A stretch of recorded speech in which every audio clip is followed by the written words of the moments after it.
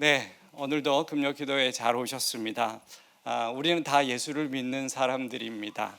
그리스도인이라면 누구나 하나님께서 나에게 오시기를 간절히 소망할 것입니다. 만약 상상해 보면 예수님께서 오늘 우리가 드리는 이 금요 기도에 이곳 푸른홀에 오신다면 어떨까요? 육신돼서 오신다면 어떨까요? 얼마나 영광스러울까요? 우리가 알아나 볼 수 있을까요? 저분 누구시지? 새신자인가? 또 우리 가정에 오신다면 우리는 얼마나 감동할까요? 또 우리가 혼자 있을 때 조용히 나를 찾아주신다면 얼마나 가슴이 벅찰지 여러분 우리가 모두가 상상해 볼 수 있을 것 같습니다. 우리 모두는 정말 하나님께서 그렇게 우리에게 오시길 소망하고 바랄 것입니다. 그래서 우리가 지금도 하나님을 찾고 하나님께 나아가는 것이 아닙니까? 그래서 우리 모두의 간절한 소원 중에 하나가 하나님을 모시고 그분과 친밀한 교제를 나누며 살길 원하는 것이, 그 마음이 우리의 모두에게 있는 것이 사실입니다. 그런데 문제는 이것을 바라보지만 이 친밀함을 위해 애쓰며 노력하는 사람은 많지 않다는 것입니다. 여러분 우리를 포함해서 교회 다니는 사람들에게 하나님께 나아가고 하나님과 친밀한 교제를 나눌 수 있는 방법이 무엇이냐고 물어본다면 아마 사람들은 각자가 가지고 있는 대답을 할 것입니다. 믿음은 하나님을 알도록 만나도록 하도록 그렇게 신뢰해 줍니다. 여러분들에게 만약에 이렇게 정말 하나님을 만나고 하나님과 친밀한 교제를 나눌 수 있게 하는 여러분들의 방법은 어떤 것이 있습니까? 라고 물어본다면 여러분은 어떻게 대답하시겠습니까? 찬양, 기도, 예배, 말씀 묵상 등등 우리는 수많은 얘기들을 할 텐데 그 중에 가장 중요한 것은 아마 목사님 믿음이 아닐까요? 라고 얘기할 겁니다. 맞습니다. 기독교 신앙에서 믿음을 빼버리면 아무것도 남지 않는 것도 사실입니다. 그런데 오늘은 하나님과 이 친밀한 교제를 위해서 다른 이야기를 좀 해보려고 합니다. 하나님과의 깊은 관계로 나아가기 위해서는 믿음이 꼭 필요하지만 그 믿음 외에 꼭 필요한 것이 있다는 것입니다. 사실 오늘 본문인 시편 24편은 우리에게 참 익숙한 시편입니다. 우리가 즐겨 부르는 찬양의 가사이기도 합니다. 이 시편은 다윗이 지은 시라고 알려져 있으며 또 다윗의 찬양이라기도 합니다. 물론 다윗이 이 시를 언제 지었는지 노래했는지는 정확하게는 알 수 없습니다. 혹자는 이렇게 이야기합니다. 다윗이 하나님 법궤를 예루살렘으로 가지고 올 때 불렀던 찬양이다. 또 이스라엘 법궤로 메고 전장에 나갔던 이스라엘 군사들이 승리하며 돌아올 때 불렀던 찬양이다. 등등 다양한 의견들이 있습니다. 하지만 분명한 것은 이 시는 이미 하나님을 알고 하나님을 믿는 그리고 하나님 안에서 살고 있는 사람들에게 부르고 또 권고했던 말씀이라는 것입니다. 다윗은 하나님을 믿는 그 사람들을 향해 먼저 뭐라고 말하고 있습니까? 1, 2절을 다시 한번 읽어보면 이렇게 되어 있습니다. 땅과 거기에 충만한 것과 세계와 그 가운데 사는 자들은 다 여호와의 것이로다.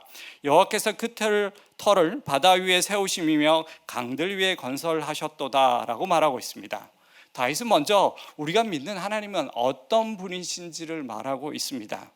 오늘 시편 24편 1절의 시작은 땅과 거기에 충만한 것이라고 시작은 하고 있습니다. 하지만 원래 히브리 성경은 이렇게 적고 있지 않고 이렇게 시작합니다. 여호와의 것이다. 그러니까 이렇게 선포하며 시작합니다.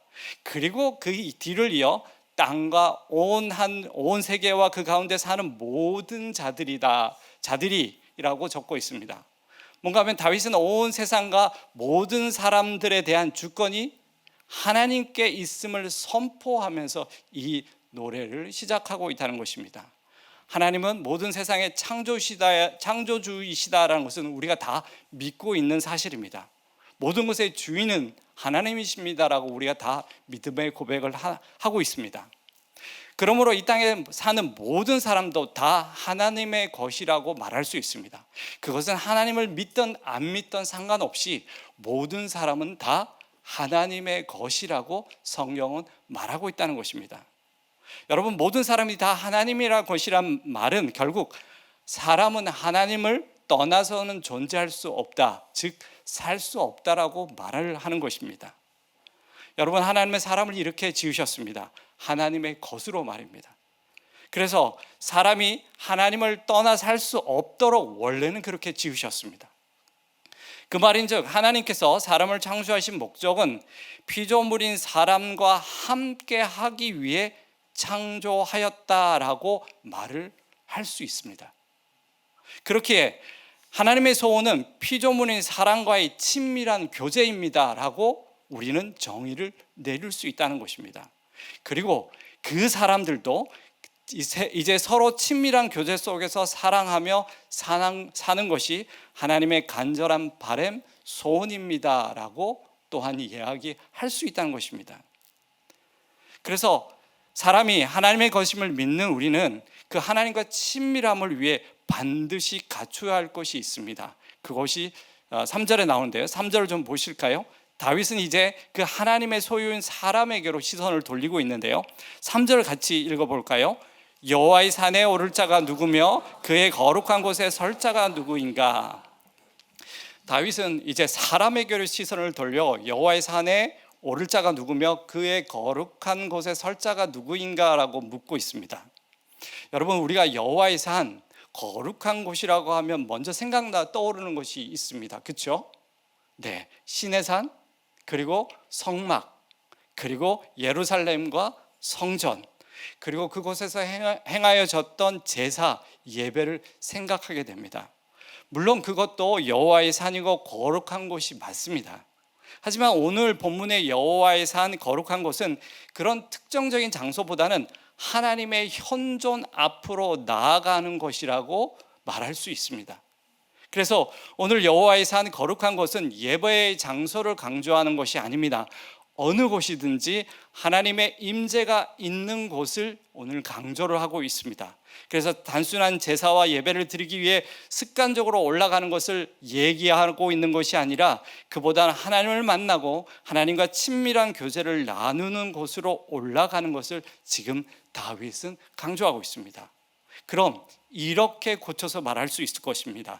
하나님을 믿는 여러분, 하나님의 그 거룩한 임재를 경험하고 그 임재 속에서 친밀한 교제를 가질 수 있는 사람은 어떤 사람인 줄 아십니까? 3절을 좀 더 현대적인 언어로 바꾼다면 이렇게 바꿀 수 있다는 것입니다.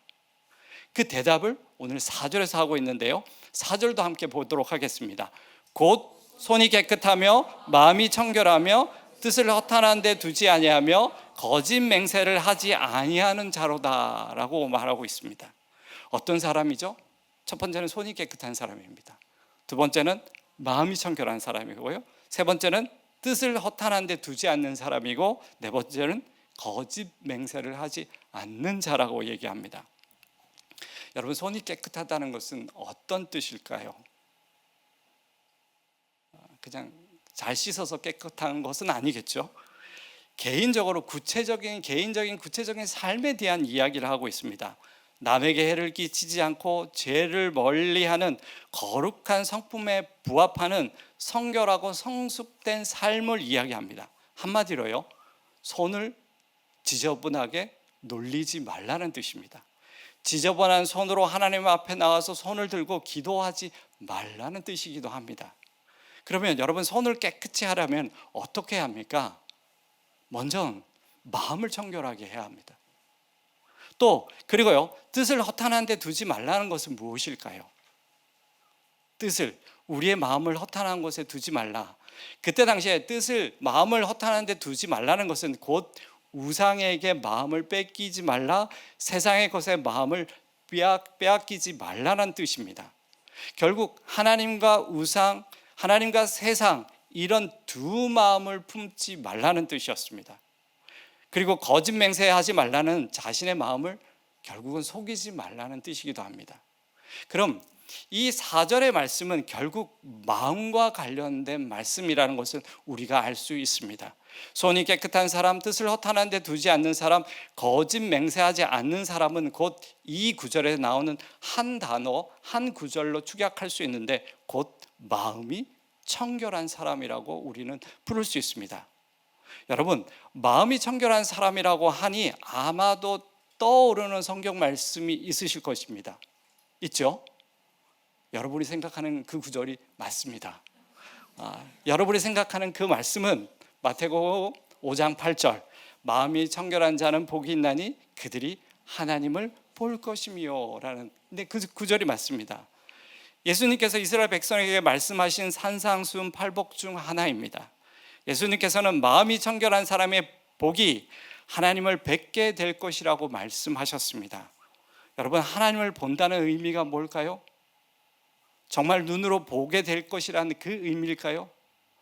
물론 그 복을 받은 사람들 가끔은 있더라고요. 근데 고대 유대교에서 하나님을 본다는 것에는 다양한 내용들이 있었는데 그중 가장 중요한 의미가 바로 하나님과 하나님 백성 사이의 친밀한 교제를 의미했습니다.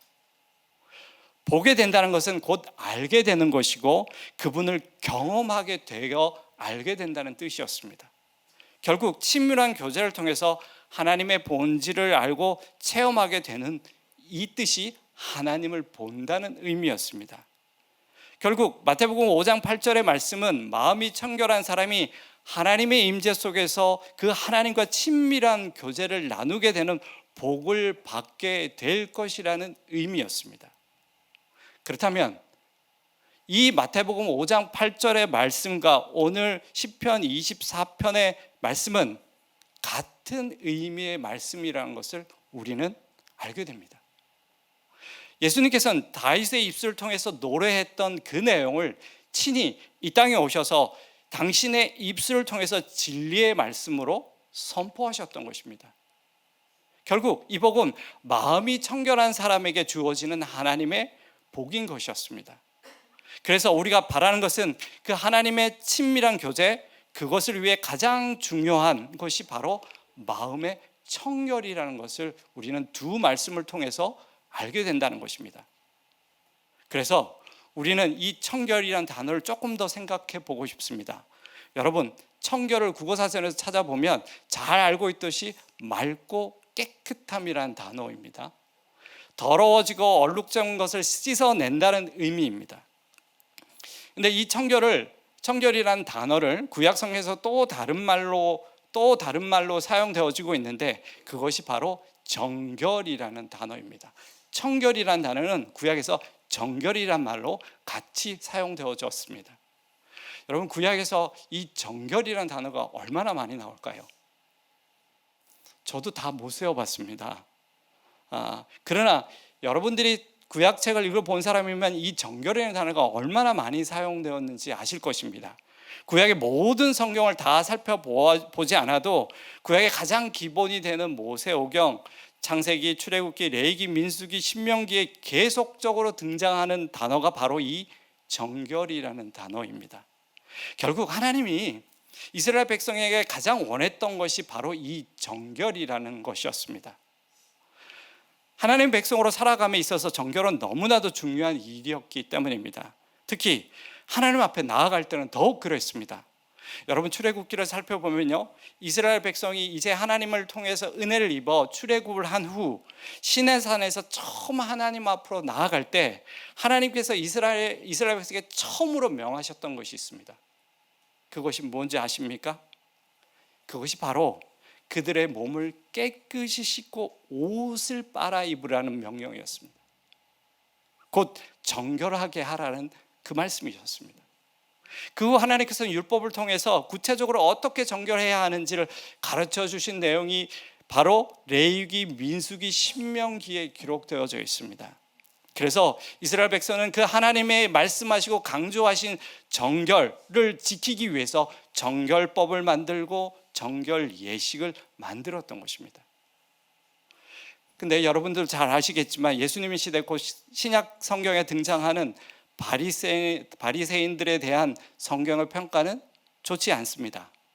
가장 큰 이유는 메시아로 온 예수님을 거부하고 비난했기 때문이고 또한 그들의 위선적인 종교적 행위 때문이었습니다. 우리는 그렇게 바리새인들을 비판하지만 그들이 율법, 하나님의 말씀을 지키려고 하는 열심에 대해서는 우리도 인정하지 않을 수 없습니다. 정말 그들은 대단한 열심을 가지고 있었다는 것을 우리가 잘 알고 있습니다. 과연 지금 우리가 그들을 쫓아 흉내라도 낼 수 있을까라는 생각이 들 정도로 그들은 열심히 율법을 지키며 살아갔던 것이 사실입니다.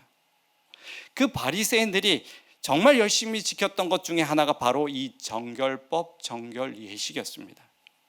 바리새인들은 자기 몸을 정결하고 청결하기 위해서 무진장 애를 썼습니다. 곧 하나님의 말씀을 율법을 지키는 것이라고 생각했고요, 또 그것이 하나님 앞에 나아가는 길이라고 생각했던 것입니다. 그래서 바리새인들은 그렇게 행동하지 않은 예수님과 예수님의 제자들에게 시비를 걸고 비난하고 힐난을 했던 것입니다. 왜? 손 안 씻고 밥 먹느냐. 그런데 예수님께서 그들을 향해서 뭐라고 얘기했죠? 어떤 경고를 하셨습니까? 물론 예수님께서는 바리새인들이 씻는 그 자체, 정결하게 하는 그것에 대해서는 뭐라 말씀하시지 않으셨습니다. 문제는 그들이 겉만 씻었다는 것에 대해서 경고하셨다는 것입니다.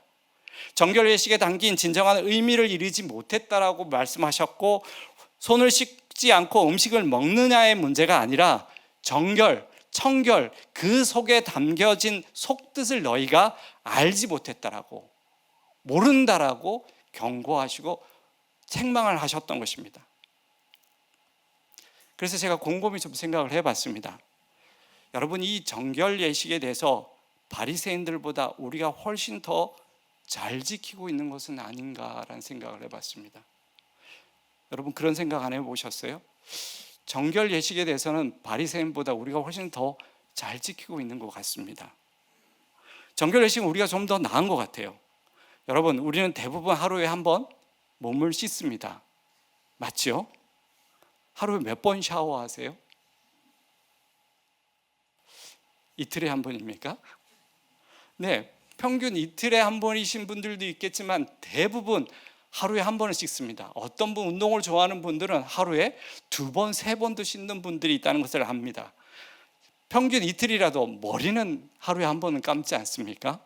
그리고 여러분, 밖에 나갔다 오면 제일 먼저 뭐 합니까? 손부터 씻으시죠. 화장실에 다녀오고 나서 손 씻으시죠. 오늘 화장실 몇 번 다녀오셨습니까? 정말 많이 씻으셨죠. 물건을 만져도 손을 씻고요, 열심히 씻습니다. 물론 식당에 가서 음식을 먹기 전에도 손을 닦습니다. 씻지 않더라도 물티슈를 사용해서라도 우리는 닦습니다.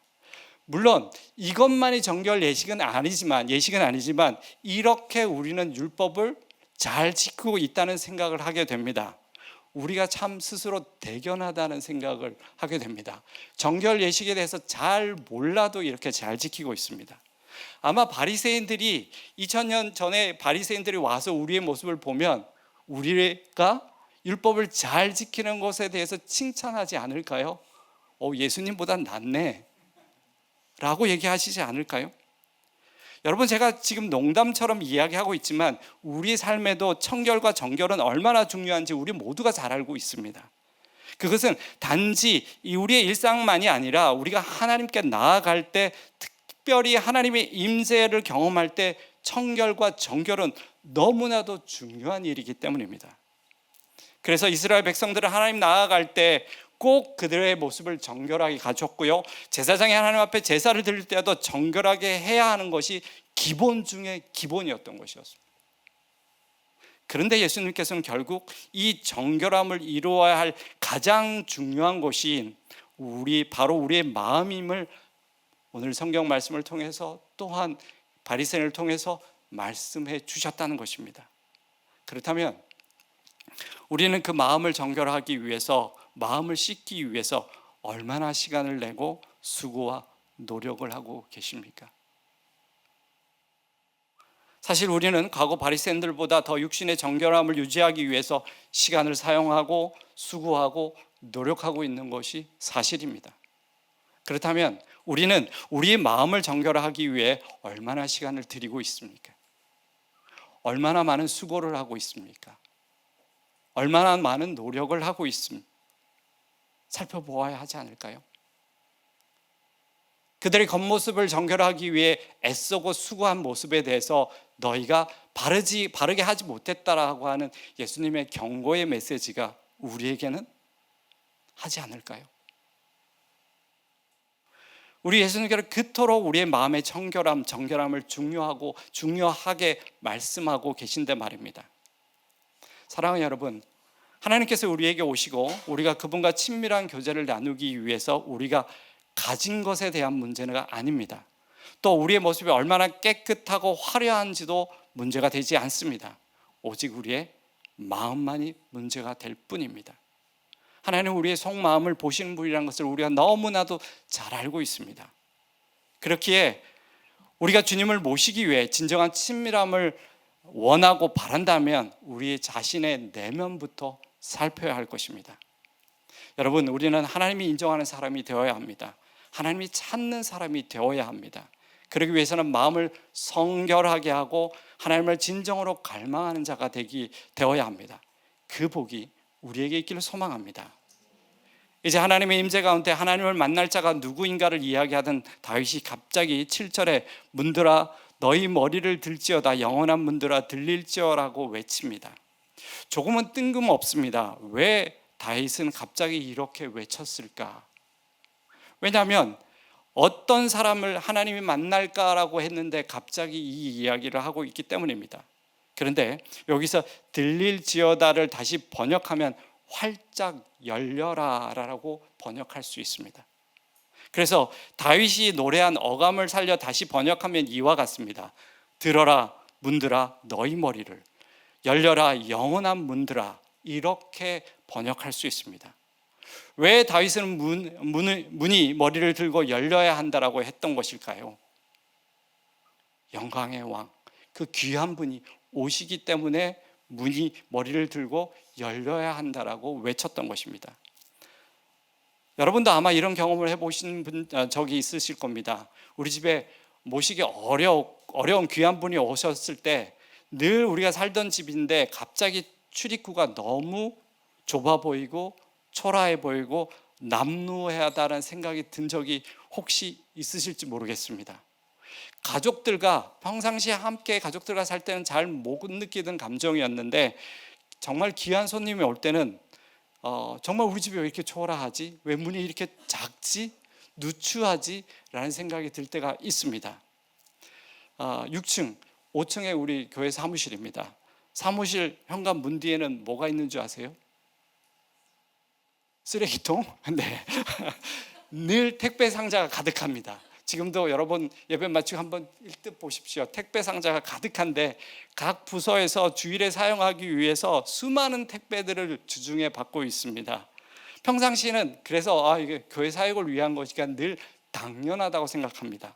그런데요, 교회에 귀한 손님이 오신다고 하면요, 왜 이렇게 사무실 문이 좁아 보이는지, 철아 보이는지, 왜 이렇게 이 택배가 지저분하게 보이는지, 그래서 담임 목사님은 늘 얘기합니다. 빨리 좀 치우자. 네, 항상 그렇습니다. 우리가 평상시는 모르던 것을 귀한 손님이 오신다고 하면 우리 집이나 내가 생활하는 곳이 정말 지저분하고 뭔가 부족해 보이는 것이 사실입니다. 다윗의 마음도 아마 이와 같았을 것입니다. 그 문으로 만왕의 왕, 영광의 왕이신 하나님이 오신다고 하니 그것이 성막이든 성전이든 아니면 자기가 사는 성이든 너무 초라해서 그분을 모시기에 너무나 부끄러웠던 것입니다. 그래서 다윗은 오늘 소리를 쳤던 것입니다. 다윗은 하나님을 모시기엔 이 세상이 너무 좁고 낮고 협소하다고 느꼈던 사람입니다. 결국 하나님을 모시는 것이 사람의 마음이기에 이 외침은 결국 다윗은 자신의 마음을 향해 소리쳤던 것이라고 볼 수 있습니다. 그렇기에 오늘도 이 밤에 우리는 다윗의 이 외침과 같이 우리도 함께 이렇게 외쳐야 하지 않을까 싶습니다. 내 마음아 머리를 들어라. 내 마음아 문을 활짝 열어라. 영광의 왕이 오신다. 여러분, 우리 하나님은 우리에게 오셔서 함께 하고 싶으십니다. 친밀한 교제를 나누고 싶어 죽도록 그렇게 하시는 분이십니다.